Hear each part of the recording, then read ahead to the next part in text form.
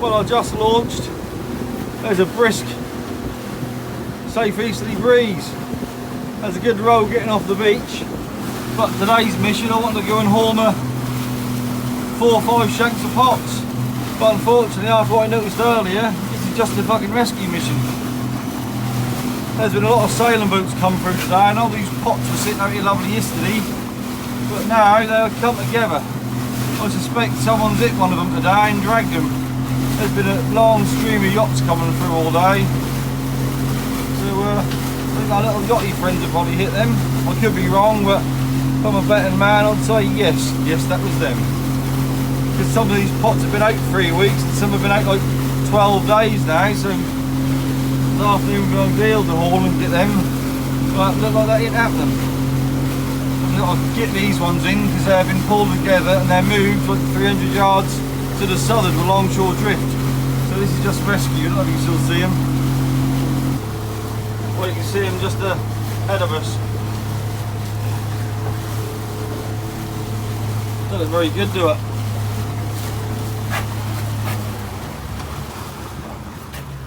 Look at them. Look bloody terrible. There's still a bit of tide on them, so I'm going to give them a little bit longer.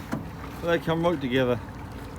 Right, yesterday someone's hit them and dragged them along, hasn't he? I don't know why, it's like a big old wind farm cat just come through here inside and all these yachts coming through. Anyone could do it really. That's a bit of a pain in the bum. This is going to be a nightmare. Let's see if I can lift them, that is. We'll let that tide ease a bit more and then we'll give it a go. The only saving grace here, they're in about 30 foot of water. Where these are is on a ledge of a deep bit, what's between 55 and 70 foot deep. But see, you see the one slightly to the north, he's got a lot more tide on it than the other one. I gather that's obviously a tighter rope. But I don't know whether to get that first, get the one to the south first, what's the one on the right hand side? Who knows? To be honest, I'll probably get the one to the north. That'll be that one, get that one first. But they're like 8 foot apart. Well, I think that one to the north, that tight one, that's the one was connected to the big heap. That's to be fun and games. I'm going to enjoy this, but as you can see, there's quite a little bit of tide on them at the minute. So I'll leave it a bit longer. I've got another like half hour tide at least. And obviously these are going to be tangled up to L, so I can't haul any more, just get them aboard and that'll be it really. Unless I can untangle them. Well, these are on the old crab grounds. These will be coming in and going to be moved. I can't leave them there anymore, I just keep getting hit all the time. Don't know why. Well, this year I did put longer Dan toes on them, so they're up most of the tide. But when you put shorter Dan toes on, they go down for bloody 3/4 of the tide. That might be the answer when they're down for 3/4 of the tide. They don't get hit and dragged. But I'm still getting boys chopped off all the time. So you can't really win, can you? People not keeping a watch. How can you not see them 20-25 litre cans? How can you not see them? Well, if you've got a boat and you know you can have your safety ticket, that's one thing you got to do. Wire up an emergency stop. That's one thing he insists that I started the power pack up, hit the emergency stop to cut it out. That's one thing he insisted on. Alright, to be honest, that can be handy really if you're in this bugger, because obviously lean under there and get the switch can be a nightmare, so in the future I can just turn it off, use it as a basically an off switch really, can't I? So yeah, ain't all bad. Well, there's a good wind farm cat heading our way. And that might put off a good bay wave. That'll be here in, it's only about half a mile away, that'll be here in a minute or two. I'll let that go past, so I'll only pulling down tight and the bay waves come off that towards me. That'll make you nip up a bit. Let's see what I can haul these ones. Well, obviously, last time it wasn't so bad. We hauled up one anchor, got it in the boat, and then the rest just hung there like grapes. But obviously this one's going to be different because it's got 2 buoys, so there's 2 anchors there. So you might haul up one fleet. I might have still 1 anchor, so you're still attached to the bottom. That's best if you can haul the whole lot up in one go and just drift. You got nothing to worry about then. But we'll see. Who knows what's going to happen. I'm sure it's in one big ball, so if you start pulling on it, the whole lot will come hopefully. That's the Ava Sophia just gone past. He's alright, ears. He's come close to our gear before when we were netting in the old chap's boat. We called him on the radio and he obliged, no problem, went outside our gear and slowed down when he went past us. You can't really fault skippers like that. He's a good one. There's a lot in, but he's a good one. Let's wait for his bay wave to come past. You can see it in long line, wait that to come past, and then we'll get on this gear. Because that's now caught on hard to the tide, and the tide's easy, well, going at 1.3, 1.5 knots, but most of that is wind I think, so we're eased right down. Well, I'll now get the engine started and we'll go from there. Well, as we can expect, there's the anchor in that, loads of rope, I cut 3 off already, they just dangle over the side, someone's hit that, no doubt about it.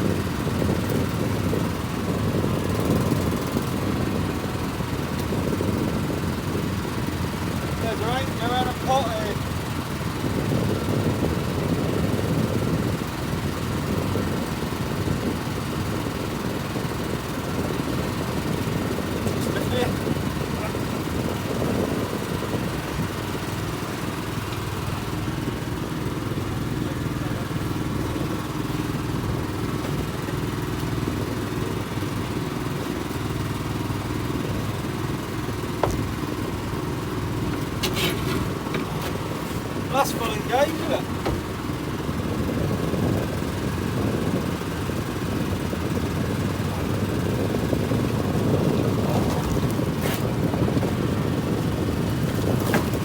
Well, that's all the pots back.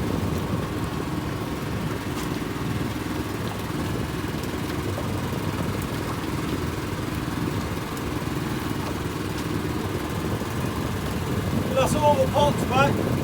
Just the anchor now. Bit of fun potting for you.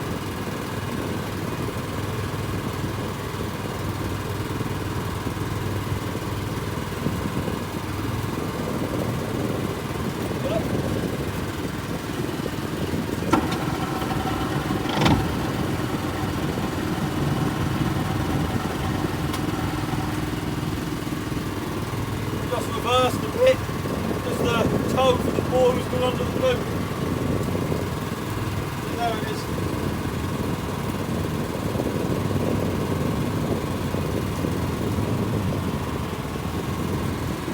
There's the other end.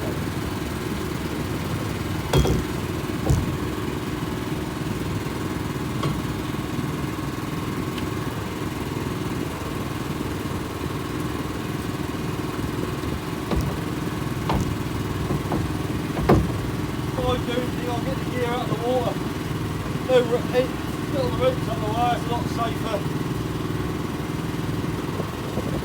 Can't manoeuvre or nothing like this. There's loads of ropes about, I'll turn the engine off now just in case. It's better to drift with no engine than get a rope round the prop with something on the bottom. Anyone who's ever had a rope round the prop and been pulled around with the tide? No, that's a fun bit moment, I'll show you.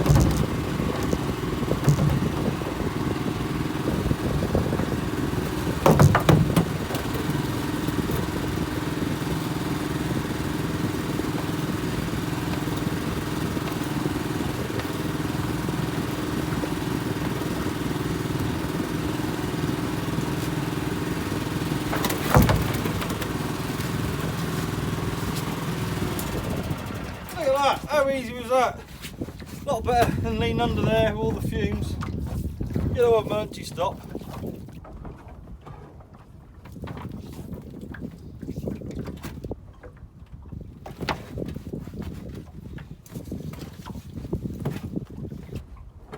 Well, we ain't lost no gear.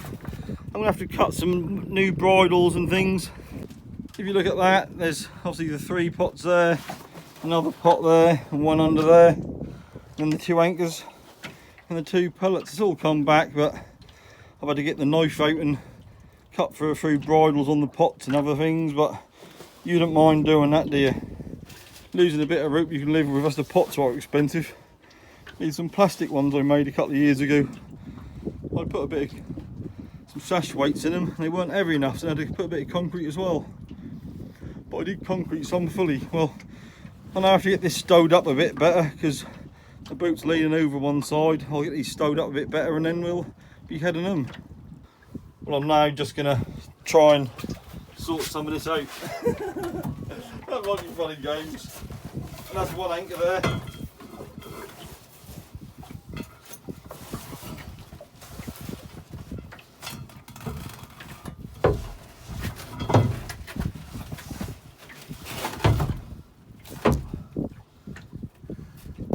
Unless you untie this one, that's a bonus. The less repair work you do, the better.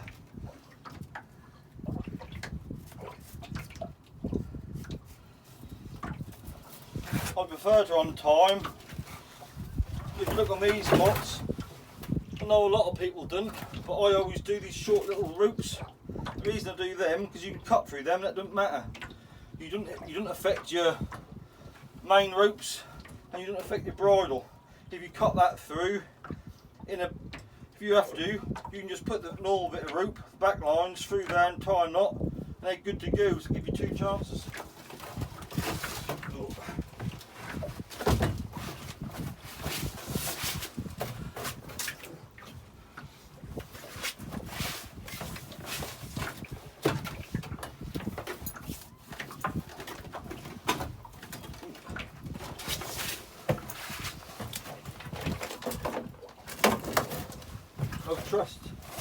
Trusty.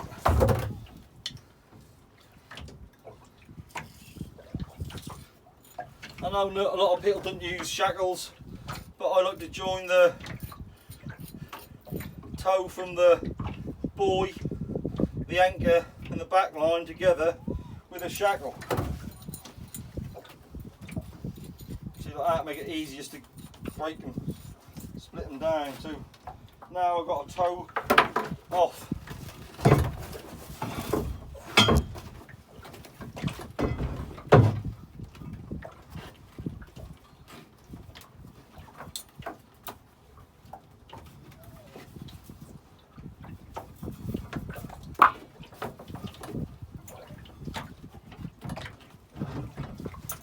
That'll make it a lot easier when you've got one rope on it.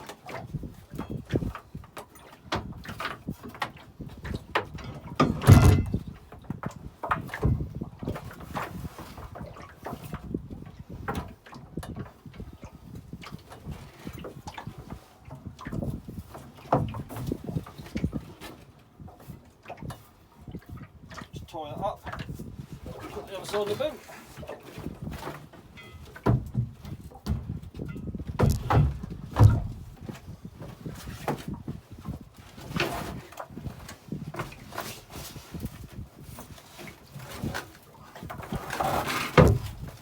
Sure, get it tight together well.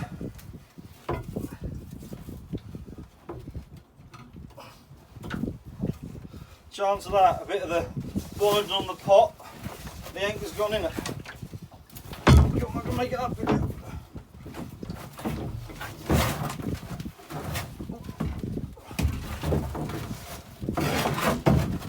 And it's gone for a pot mesh as well.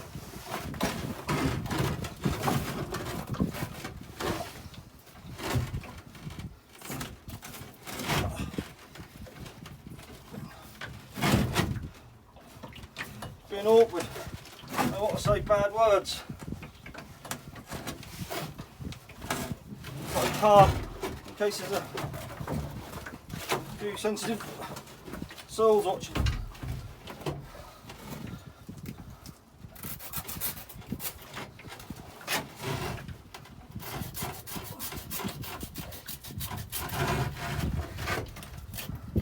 See, them serrated knives are brilliant. Now the bridle's gone, and take it off.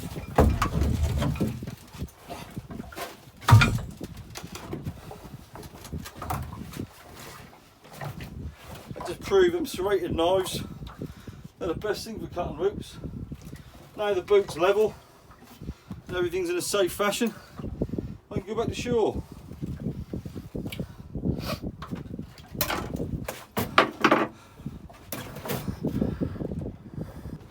So you can now see the boat sitting level.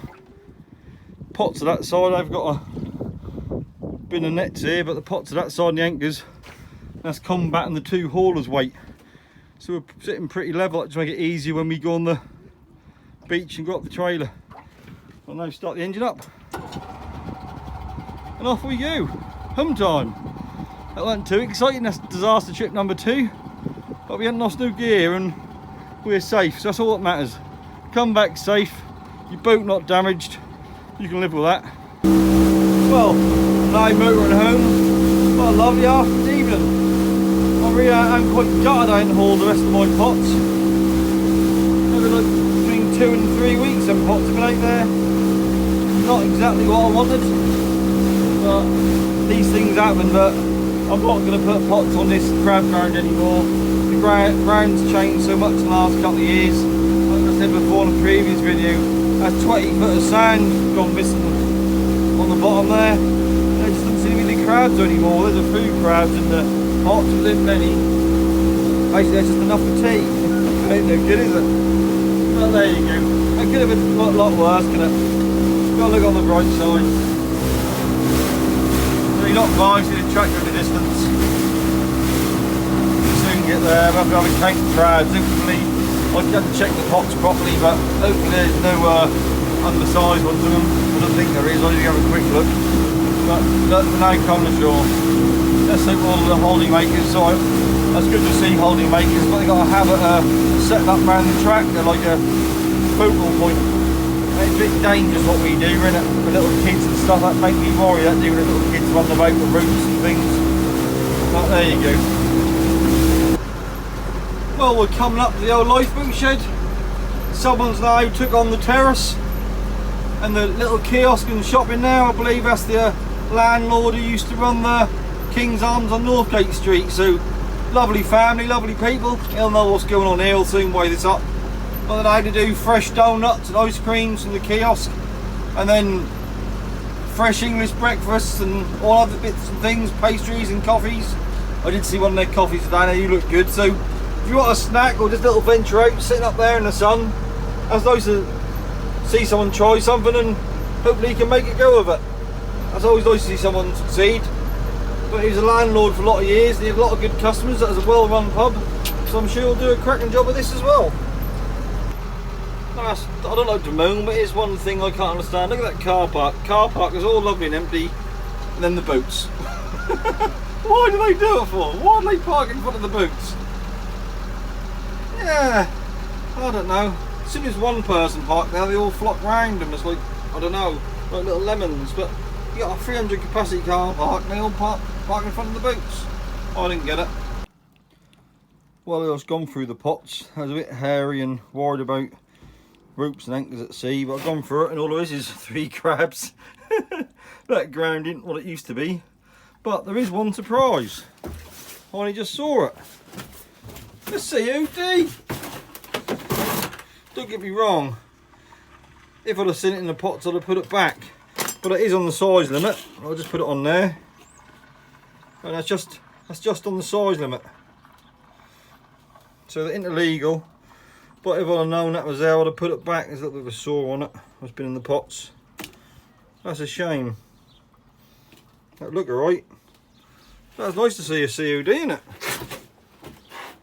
Lovely little plump fish, but if I'd have seen that in the gear, I should have checked really. I'd have put that back to swim another day. Alright, it's on the limit, but I don't like killing these small little codling. There ain't much meat on them. But yeah, that is what it is. And now I've got to clean up tidy up all this rope everywhere. That's to be fun and games. Alright, well, thanks for watching. Hope you found it a bit more interesting. This is pot rescue number 2. Hopefully next time I'll actually haul some gear properly. Alright, see you later. Bye.